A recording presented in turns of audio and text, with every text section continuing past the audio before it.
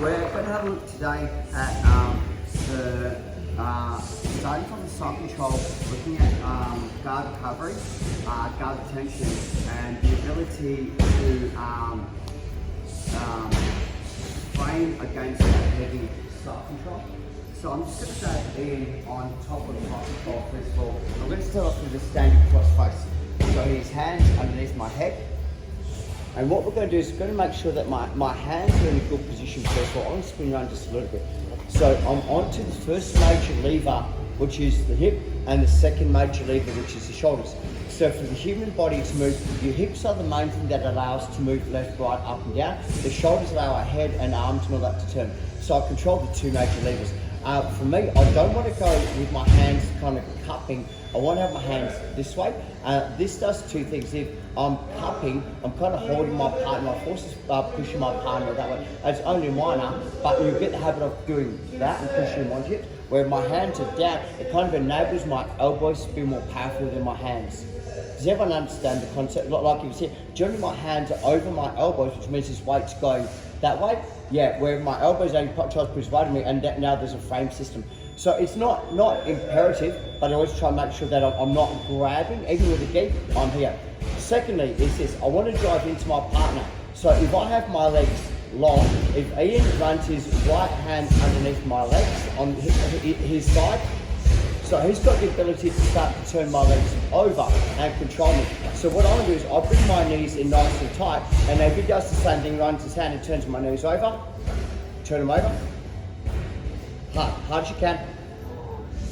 Right, so I'm more engaged, I'm recruiting more muscle groups than that which is long. So I always got to have my feet in. Secondly is I want to turn my heels away. That does two things. It allows my butt to turn to get a micro space underneath me, and I'm now driving into my partner instead of driving up. As you guys know, if I drive up, he's going to come straight back down. So I'm not going to gain any purchase. So what I like to do is, and I'm not using my toes, I turn my heels. Secondly is when I bridge, I'm just engaging my core and my hips, but I'm trying to bridge them on top of my forearm, so my hands don't play any part yet. So I'm going to go bridge, bridge, bridge, bridge, bridge. At the pinnacle, I now get my framing and my hand. I hip escape away to create space. So the reason being, I'm going to add one other detail into this, is I need to get a space to move away from my partner. And the only way I can do that is if my back's off the ground. If my back's on the ground, I'll never be able to move because he'll constantly drive into me. So the next major part on this for me is that I'm not going to push my partner onto my hips, so I'm holding. I engage this, I turn my hips and I look at my head. So by default, my shoulders come up off the ground and I have a space behind me to move. If I'm pinned flat to the ground, I can't really hip escape. So what I'm doing is I'm going to put myself into a micro uncomfortable position. I understand he can put his shoulder into my throat, but I'm not hanging out here. It's not like I'm going to be here for like 5 seconds or so. It's only minor. When I engage, so it's drive in, and my hands push. I slide backwards to that space, push off my top hand. Legs, recover. So the micro details that make this hip escape or the side control escape crucial. Number one is I have to engage my feet and turn my knees slightly by turning my heels. Number two, my head's on the ground and turning into my partner. This also means it's harder for him to pull the arm out, but there's a space on my back now I can move. I raise my core, but I'm trying to use my hips to take them on top of me. And I haven't pushed my hands yet. I now push, retract my bottom hand, use my frame, and I can use a micro frame. I don't have to use a whole frame. Sorry, Ian. I can use a micro frame. Now the reason why I pull this hand backwards is it allows me to come back when I now have a frame. So if he drives into me, my back frame now becomes powerful, where my right hand's in front of me, he's going to collapse me again. Does that make sense? So I don't want to be here, because if he drives, I'm going to get pushed back down again. So I want to make sure that this hand is backwards, it's a straight system. My fingers are forward, my elbow is bent this way, and I'm across the shoulder. Why am I across the shoulder? Frame on the throat. It's going to lift him. Yeah, it's going to lift him up. I'm on this side here, he's going to drive that shoulder, and I don't have a frame. Here. Yeah, so he has to deal with my frame, which generally means he's going to move his hand. Now I get access to go to the guard because he's had to move his hand to deal with the partner up. Somebody on size, 1, 2, 3. So soft control. Yeah, Andrew's back. The number one thing once again is I try not to ever put my partner's weight on me. So I'm always trying to keep my elbows slightly higher than my hands. You see it already, it's kind of like annoying on the throat. We're going to get to the stage, not today, but if I don't have my frame on the inside, how do I get my frame on the inside without getting arm barred or head arm choked, whatever. So number one is I bring my feet in, I engage my core and I turn a little bit. What that does, it moves my hips out to the side and gives me a little bit of a workspace. As I'm bridging, I throw my head down and I'm trying to turn into the choke. So what this will do, it turns his shoulder down. Can you see what it's doing to his shoulder? So he's generally got to try and drive this in as deep as he can. So I'm here. So when I bridge, it gives me this really easy space to start to come through. Now, because we're here, I get this. So this gives me that ability for, and like his weight's not on me now, the weight's over me. The biggest thing that I want to do is I don't even want to come back and line up where his weight comes on me. I want to kind of go under so his weight's off me, because that kind of makes it like a deep half. I will show some variables on the sweeps and that, so you guys can have a quick play around with it. But when I'm going to the, I'm trying to come under like a really deep half. The biggest thing I see once again, the biggest fault is people go flat onto the back with deep half, and you will carry all their weight. So I've got to kind of keep a brace out to the side. So even if he drives into me, I have a brace system. So again, nice and slow. It's number one is I'm trying to make sure that the weight's off me a little bit. I engage my hips and I engage my feet, turn my knees. My head goes onto the ground. As I'm driving, my hips kind of throw him up nice and high from there, and I'm bridging. So it's my bottom hand to my top hand, and I recover. So this shoots under. The part that I want you guys to concentrate on is I do a backstroke with my elbow, not my hand. I backstroke with my elbow, not my hand. I don't want this, because I'm pulling him onto me again. I want this so that like, you know, and he might try and grab my head, but I'm going to come and make sure that I'm deep. So I've got this really nice clean sweep if he tries to come under, if he tries to grab my head. How does that feel? Good. Okay. In, thank you. Come in. You're doing great, man. You get a what? Working again. What was wrong with you? On my knee. Your knee? Stepping, so you're right. Okay. You want? No, you're good. Stay there, man. You're right. I was wrong. First time ever. Okay. So from here, feet come in. I always try and just get my hips out of it, and I don't raise my hips. I turn my knees, because my knees are against my partner. It kind of makes me move out. Does that kind of make sense? Here, I drive my head into the ground, and I try to get my elbows higher than my hands. So as I'm bridging, I'm driving up onto my right ear and my right shoulder. At the pinnacle, I push. Boom. Slide it through. And this is the part I want to concentrate on, is I'm doing like a backstroke with my elbow. I'm not doing a backstroke with my hand. I do a backstroke with my elbow and under. As a general rule, they're going to use their right hand to try and grab my head, hip escape. And now if you're a brown belt to a black belt, use your knee bar. The knee bar's just here all day, every day. It's like it's an arm bar, what I'm doing with my legs. So I've put the foot, and it's exactly the same principle, is I lock it up so my feet onto the back of the leg. You know how that is? And all I'm doing is I drive my hips in and kick my legs backwards. Just so you guys know, it's more important that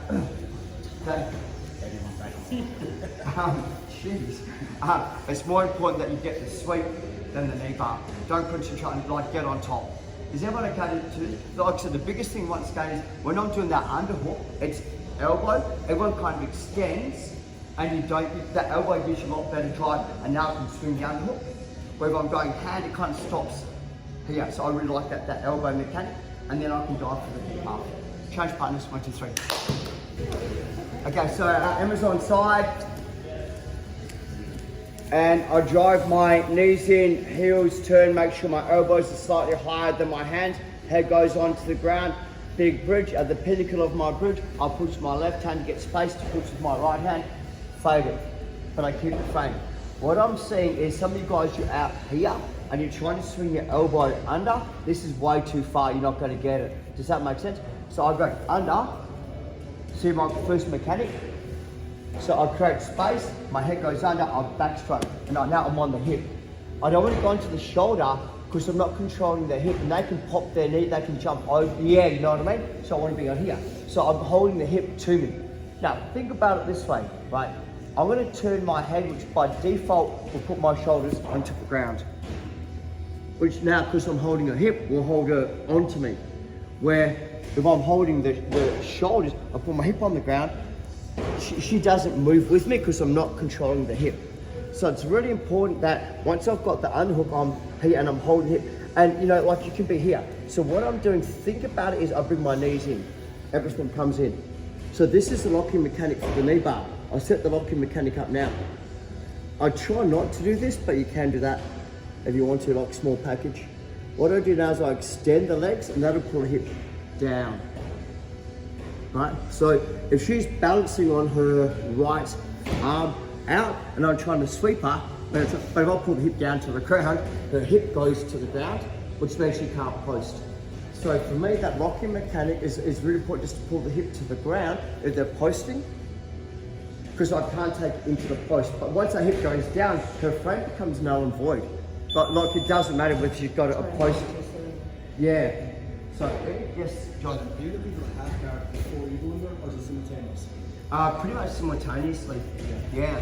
I'll explain on it. Ed, come here, please. Yeah. So top half. So top side. Once again, so side control, making sure that my elbows are slightly higher than my hands. Right. Otherwise, this weight's going. So I want to keep it here. My knees, so I drive in. My head goes to the ground, nice and tight. So like no hands, no hands, no hands. Push your weight, get my frame. Now that's kind of where I want to be. So I'm driving, here, under. So this is what I'm talking about, is I need to hold here. If Ian posts onto his right hand, I'll put my head on the ground by default. Now I'm trying to take him over, but it's got a good frame. So my legs pull the hip to the ground. And I don't care whether you've got a frame or not, I'm pulling you towards the ground. Now, I'm on the knee, because I've pulled your hips to the ground, so there's no space anymore. So this is going to make that knee bar. In fact, all I have to do is squeeze my legs. And I get the submission.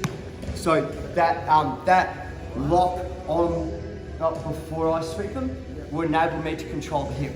And I can rock and roll, I can take them left and right. But this is a better side. So on the guard pass like that, there's a point that you have to acknowledge, I've lost my guard, I've got to go to side control defense.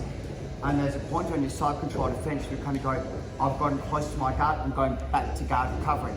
And this is a really great area. A lot of it has to do with your natural attributes. How flexible are you? How, you know, like have you got long legs or short legs? I have a really easy answer, and it could be wrong, but this is the way that I deal with.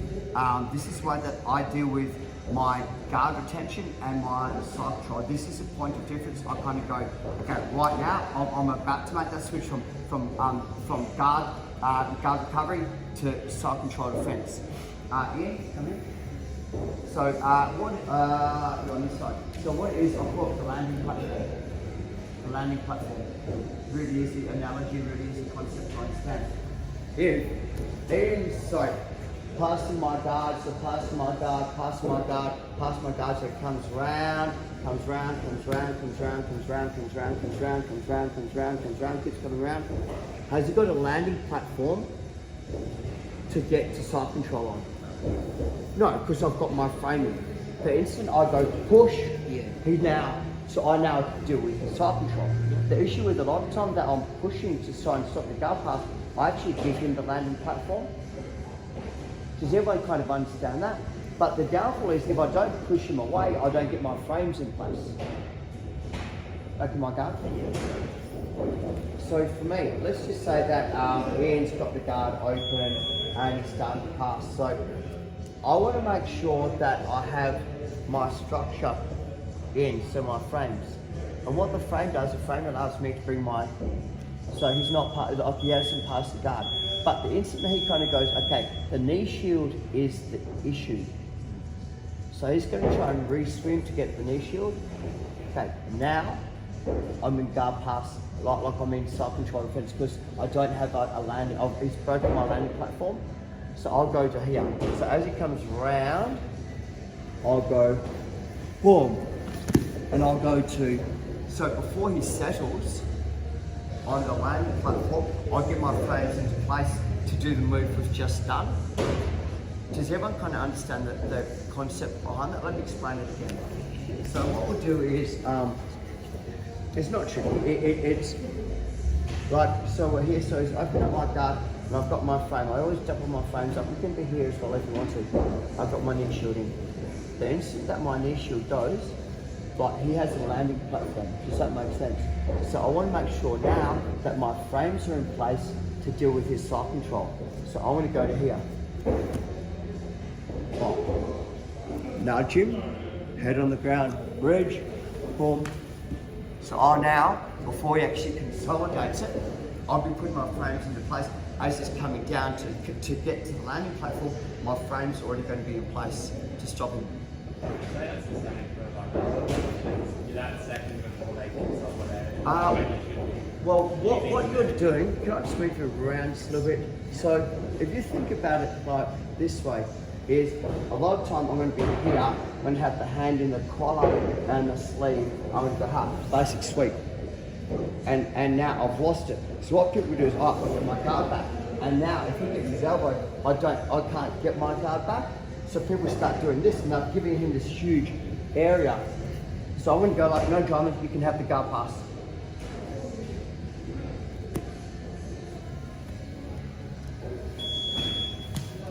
So I'm going to set my frames up before he gets to the platform. But I know where he's going. So I've got like a 2 meter head start on the race. Once again, you find yourself in a fair fight, you didn't plan, you haven't done enough training. So we're just going to start nice, like no fuss while Ian's doing off the guard pass. And we're just going to try and, as you kind of acknowledge that the frame's in place, once we acknowledge he's got the landing platform, we get our frames into place. And as it goes to side control, we immediately go to the drill and try and get under. I didn't go to half guard then because I could get to his back easier, but up to you guys to see how you're going. Okay, I'll put the timer on for 4 minutes on this one, so do it a couple of times each. It's going to be a little bit hard. If you guys just keep working one side, so you get good at one side, if you go to the opposite side, you guys are going to get a little bit confused. Okay, grab someone new please guys, 1, 2, 3.